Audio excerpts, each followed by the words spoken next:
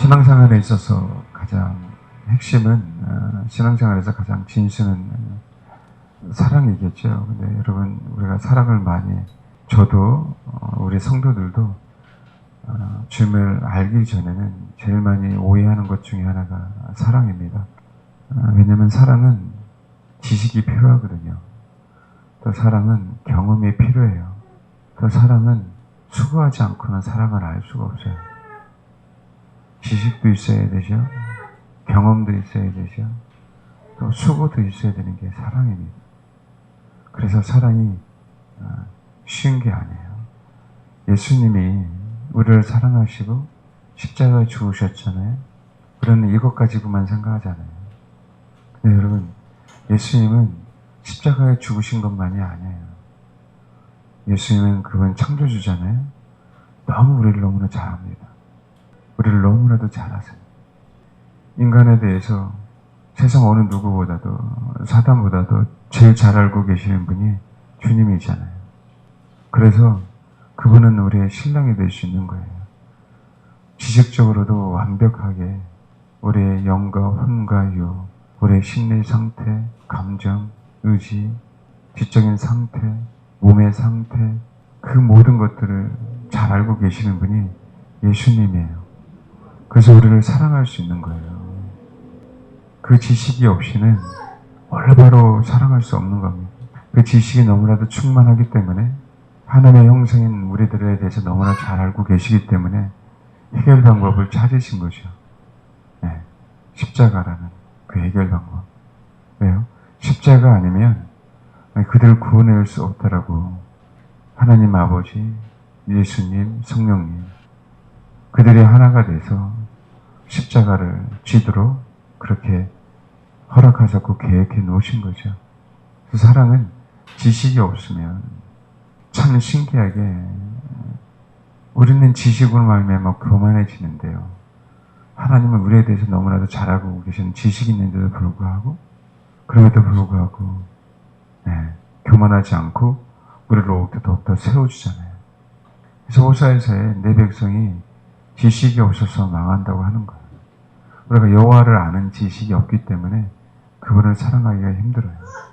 물론 거기에서 말하는 지식은 경험을 포함한 지식입니다.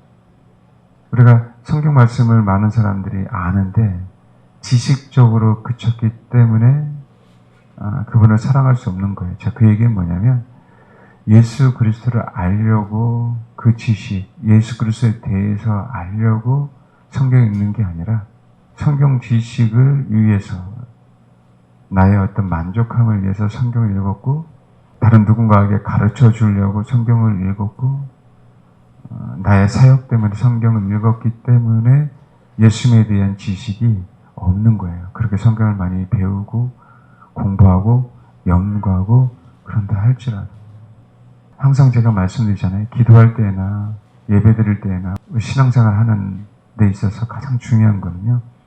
내 중심의 자세와 태도더라고요. 내가 왜 성경 말씀 읽는지에 대한 우리 목회자들이 저도 마찬가지인데 그럴 때가 있어요. 성도들을 잘 가르쳐야지 성도들에게 좋은 설교도 해야지 그래서 성경 말씀 읽을 때가 많이 있거든요. 또 설교 준비를 그렇게 할 때도 많이 있어요. 근데 그것도 사실은 빗나간 겁니다. 굉장히 중요해요. 사랑은요 정말 그분을 향한 순수한 지식이 없으면 사랑할 수 없습니다.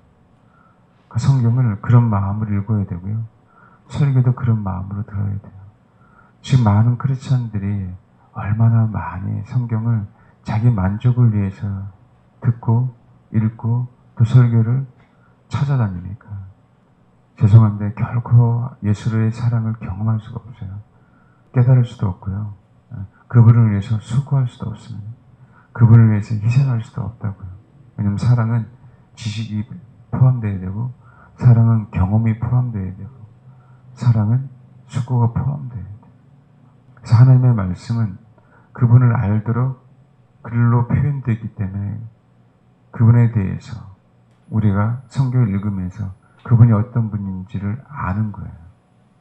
우리의 지식이 아닌 하나님의 지식, 영적인 지식, 영의 생각을 통해서만 그분을 알 수 있어요. 그래서 영의 생각은 생명이고 그래서 육의 생각은 사망이 되는 거예요. 그래서 그런 관점으로 성경을 읽어야 되고요. 설교를 들어야 됩니다. 또 한 가지는 그분을 경험하지 않고는 알 수가 없어요. 왜냐하면 우리는 혼적인 존재잖아요. 우리가 오감을 갖고 있잖아요. 우리는 분명하게 하나님은 우리를 흙으로 사람을 지으사 그 코에 생기, 느하의 그분의 숨결을 불어넣음으로 말미암아 사람이 생명이 됐다 그러거든요. 그 생명이라고 얘기하는 것은 혼이에요. 원래 우리는 혼이라는 인간이에요. 근데 혼이라는 인간 안에 마음도 있잖아요. 감정도 있잖아요. 우리가 보통 지식, 의지, 감정을 우리의 혼이라고 얘기하잖아요. 근데 그게 원래 우리의 혼 덩어리지만 생각하는 마음이 있고, 느끼는 마음이 있고, 내가 뭔가를 하고자 하는 마음이 있잖아요. 그 마음을 통해서 하나님을 경험하도록 하는 거죠. 그게 다른 부분들이에요, 동물들하고. 그래서 우리는 혼적인 동물이에요. 그러면 그분을 경험하지 않고는 알 수가 없는 거예요. 그건 지적으로만으로는 안 되고요. 감정적으로만도 안 되고, 의지적 하나만은 안 돼요. 지정의 모두 다 우리는 그분을 경험해야 됩니다. 그래서 내 생각으로도, 내 하트, 마음으로도, 마인드, 하트 다르죠? 윌, 의지 다르잖아요. 이 모든 것 가운데 하나님을 경험해야 됩니다. 그러면 내가 뭔가요? 오감으로 느끼게 돼요. 체험하게 되고, 알게 돼요. 그 혼에 통하여 경험하는 것들이 육체로 전달되는 부분들이 있죠.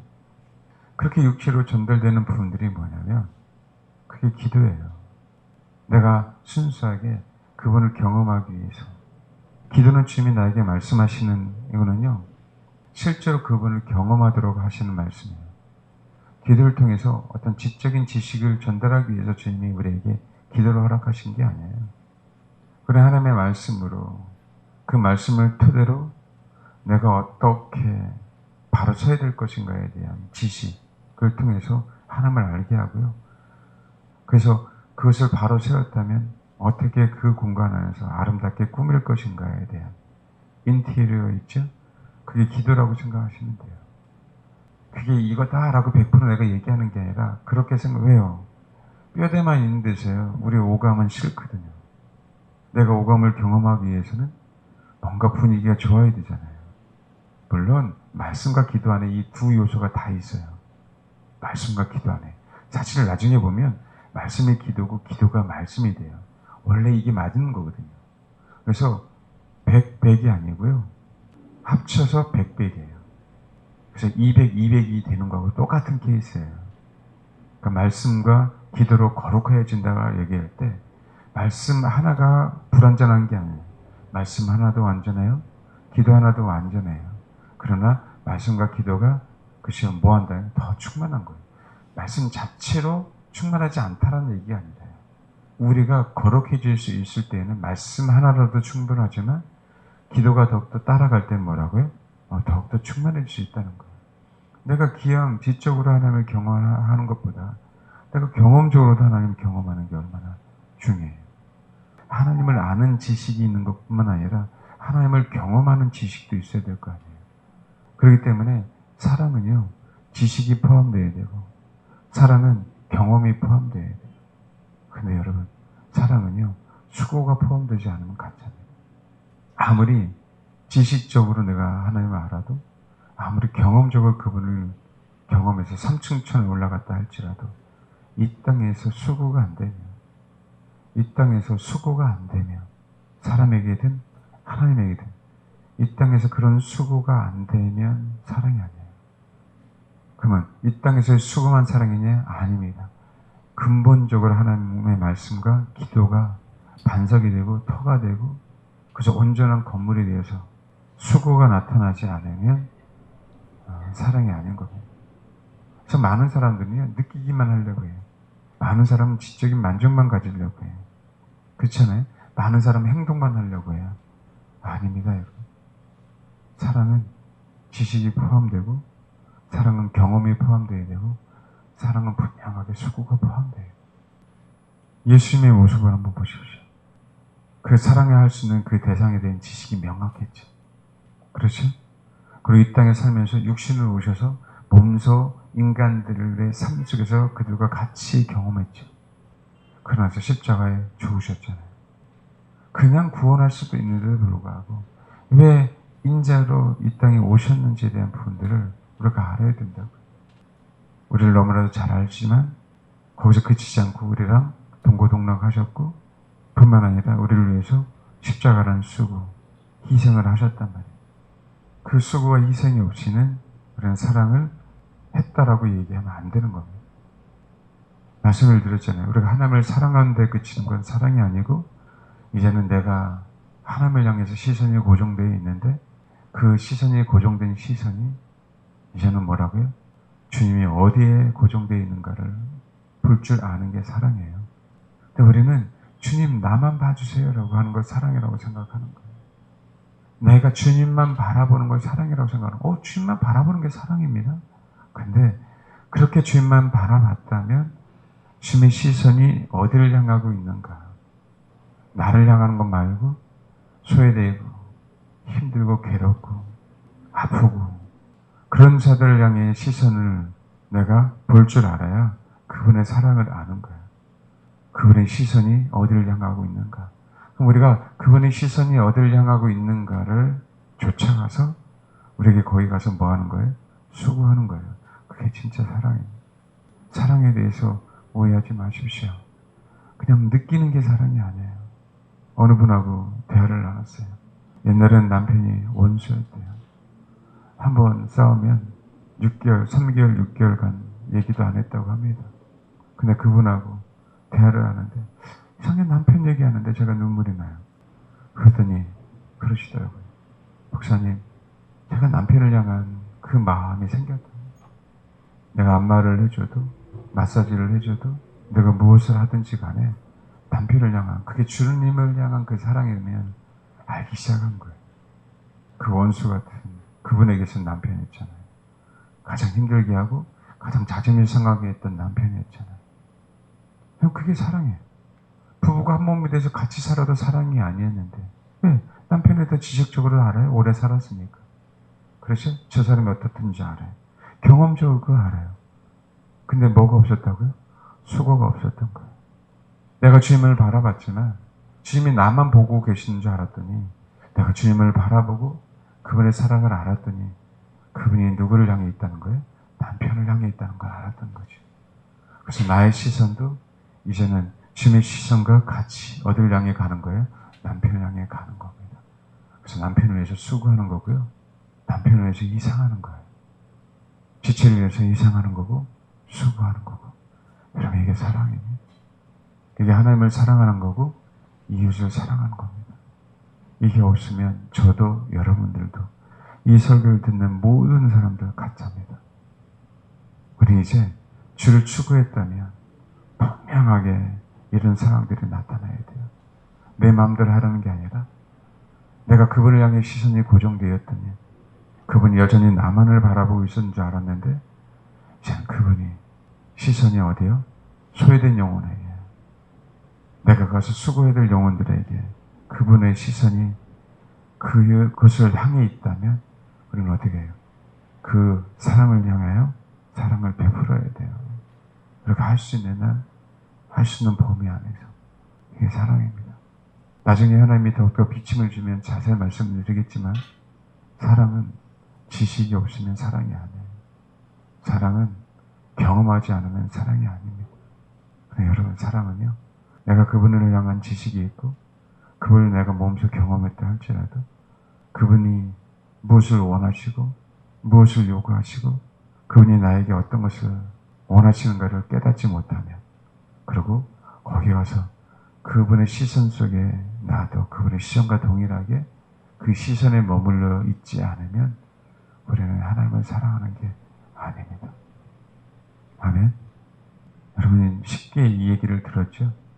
근데 여러분, 쉬운 얘기가 아니라 아주 중요한 얘기고 중요한 말씀이고 중요한 메시지고 우리가 꼭 그렇게 실천해서 내 안에 채워야 될 말씀이에요. 왜요? 그런 자들만 주님은 신부다라고 얘기하시는 겁니다.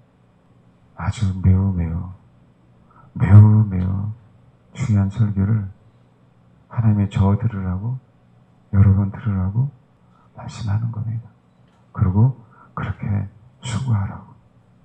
주님을, 진짜 주님 자신만을 온전하게 바라보지 않는 자들은 이게 뭔지 모를 겁니다. 이론적으로만 알 거예요. 근데 여러분, 그 심령 속에서 나와야 돼요.